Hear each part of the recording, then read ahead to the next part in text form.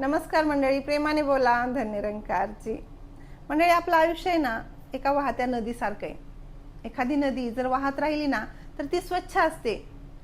स्वच्छ पाण्याची किंमत सुद्धा जास्त असते. साधं पाणी आणि बिस्लरीतलं पाणी फरक आहे का नाही? अगदी वाहती नदी सुद्धा जशी वाहत जाते ना तशी तिची किंमत वाढते. म्हणजे ती स्वच्छ असते, लोकांना हवीशी वाटते, छान वाटते, तिला बघितले की मन प्रसन्न होतं. पण ज्यावेळेस ती नदी थांबते ना, त्या नदीचं पाणी कधीतरी कमी होतं आणि ते थांबतं, त्यावेळेस मात्र तिथून दुर्गंधी यायला चालू होते, लोकांना नको वाटते.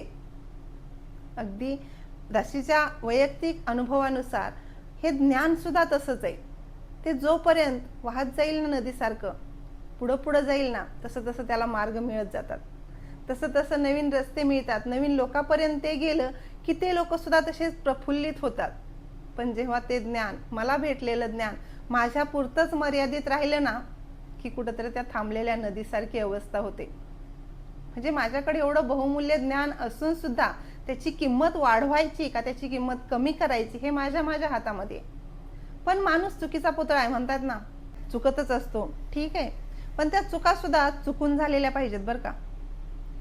तुम्हाला समजतच असेल दासीला काय म्हणायचंय ते. पण आपल्याकडून होणारी सगळ्यात मोठी चूक काय माहिती आहे? सगळ्यात मोठी चूक की आपण खरंच चांगलं बनण्यापेक्षा दुसऱ्याला चांगलं मी आहे हे दाखवण्याच्या प्रयत्नात जास्त असतो. आज दाशी जे तुमच्या पुढं बसून मोबाईलवर समोर बसून एवढ्या ज्या सुंदर गप्पा मारते ना, त्या खरंच मी माझ्या आचरणात उतरवते का हे जास्त महत्वाचं आहे. तर लोकांना मी चांगली आहे हे कळण्यापेक्षा मी खरंच चांगली आहे का हे मी माझं आत्ममंथन करायचे. 1 वर्ष होत आलं, आपण आत्ममंथन करतोय का? सद्गुरूनं मला विषय दिला का तर सद्गुरू मला वारंवार समजावून का सांगतायत का तर सद्गुरूंना माझी ती अवस्था बनवायची, त्या उच्च कोटीच्या अवस्थेपर्यंत मला पोहोचवायचे सद्गुरूंना, आणि तेव्हाच ही धरती स्वर्ग होऊ शकते. म्हणून ह्या प्रत्येक मानवापर्यंत हे ब्रह्मज्ञान सद्गुरूंना पोहोचवायचंय. मग ते कसं? तर आज काही जे लाखोवर निरंकारी भक्त आहेत, त्या प्रत्येक निरंकारी भक्तामधून ते आचरण आपोआप झळकलं पाहिजे हो. की लोकांना सांगायची गरज नाही निरंकारी मिशन असं आहे, निरंकारी मिशन तसं आहे. ह्या प्रत्येक निरंकारी महात्म्याला बघता क्षणी लोकांच्या लक्षात आलं पाहिजे की हा काहीतरी वेगळा आहे. ह्याचं कर्म किती सुंदर आहे, ह्याचं आचरण किती सुंदर आहे, हे माणसाच्या बघता क्षणी लक्षात आलं पाहिजे. मग मला कुठंतरी नुसतं दाखवण्यापुरतं चांगलं व्हायचं नाही, तर मला खरंच ती अवस्था प्राप्त करायची. ब्रह्मज्ञानानंतर दासी वारंवार सांगत असते की ब्रह्मज्ञानानंतर संत अवस्था प्राप्त करण्यासाठी संतांना बरेच काळ लोटावा लागला नाही, बरेच दिवस लागले नाहीत. लगेच जानी जाणिले भगवंत तया नाम बोली जे संत. मग संत काय असतात, संत कसे असतात?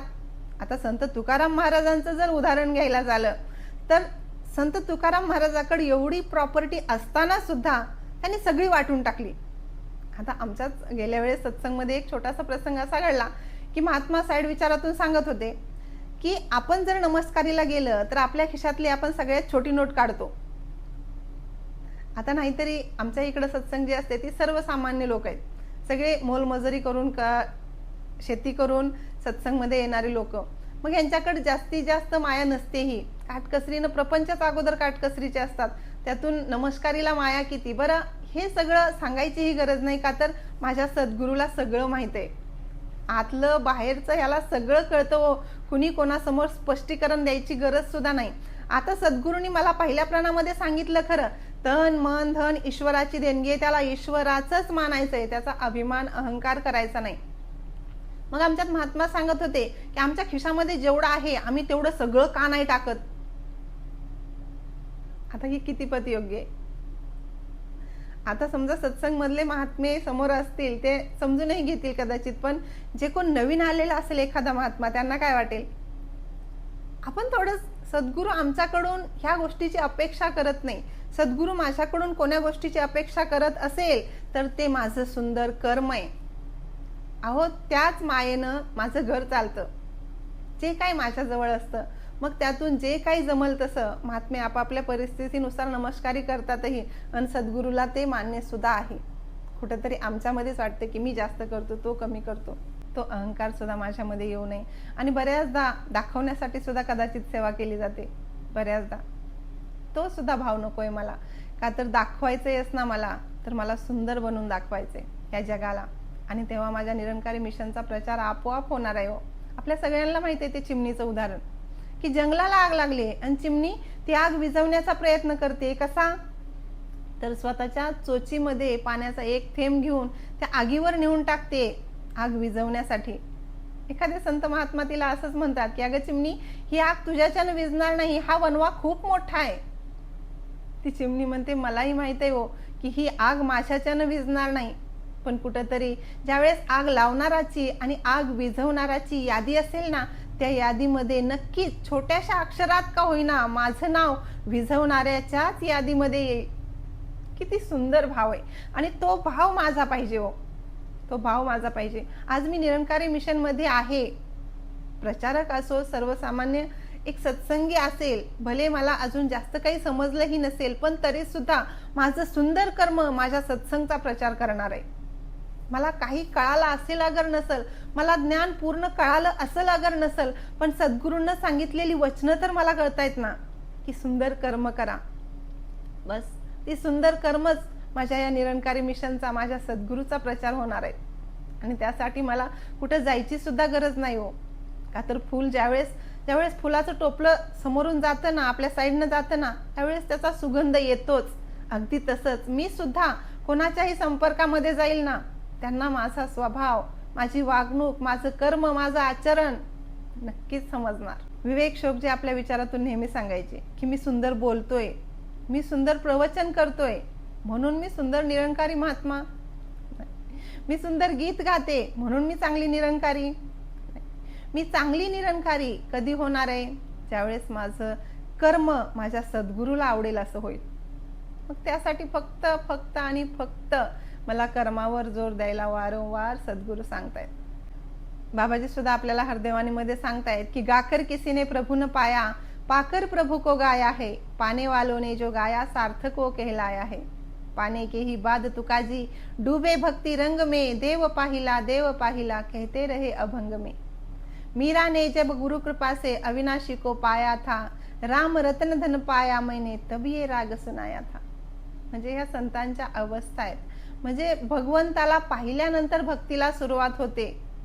भगवंताला पाहिल्याविना आपण कितीही राग आळवीत बसा, कितीही सुंदर सुंदर भजन म्हणत बसा, त्याची ओळख होणार नाही किंवा त्याच्या भक्तीला सुरुवात होणार नाही.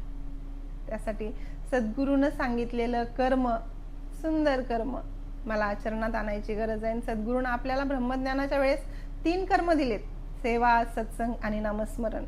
आणि ह्या 3 कर्मातूनच माझ्या या व्यवहारातील कर्म सुधारणार आहेत.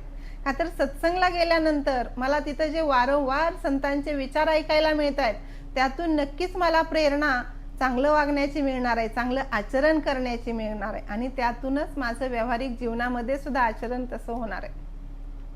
सेवाभाव माझ्यामध्ये असणं तितकाच गरजेचं आहे. ज्यावेळेस संत महात्मा आपल्या घरी येतील त्यावेळेसही आपण जसं जमल तसं, तर ना श्रीकृष्णाला सुदाम्याचे ते मुठभर पोहे सुद्धा एवढे भावले की त्या बदल्यात काय काय मिळालं. बरं, आपल्याला ती अपेक्षा नाही. सेवा ही निष्काम निरीक्षित भावनेनं करायची असते. आणि राहिलं नामस्मरण, ते तर शहंशाजी म्हणतायत की नाम दवा साऱ्या रोगाची, सर्व ही दुःखे मिटवी नाम, बलशाली प्रभू नाम असुनी, काम बिघडले बनवे नाम. या दासीकडून सुद्धा बऱ्याच काही चुका होतात. आजचा हा व्हिडिओ बनवलाच आहे फक्त याच्यासाठी की मी फक्त बोलण्यापुरतं मर्यादित राहायचं नाही. तुम्हीही आणि दासीनं सुद्धा तर जसं बोलते ना तसं कर्मात सुद्धा उतरलं पाहिजे. म्हणून तर म्हणतात बोले चैसा चाले त्याची वृंदावी पावले. असं सत्संगजी बऱ्याच काही चुका दासीकडून होत असतील. सांगतही जा. व्हिडिओ तुम्हाला आवडला का नाही हेही कमेंटमध्ये सांगत जा. लाईक करायला विसरत जाऊ नका. कमेंटमध्ये निदान कमीत कमी धन्यनिरंकार तरी करत जा. प्रेमाने बोला. धन्यनिरंकार.